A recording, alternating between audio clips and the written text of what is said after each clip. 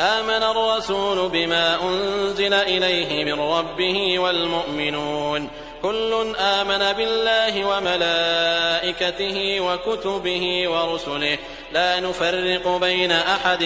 من رسله وقالوا سمعنا وأطعنا غفرانك ربنا وإليك المصير. لا يكلف الله نفسا إلا وسعها لها ما كسبت وعليها ما اكتسبت ربنا لا تؤاخذنا إن نسينا أو أخطأنا ربنا ولا تحمل علينا إصرا كما حملته على الذين من قبلنا ربنا ولا تحملنا ما لا طاقة لنا به واعف عنا واغفر لنا وارحمنا أنت مولانا فانصرنا على القوم الكافرين.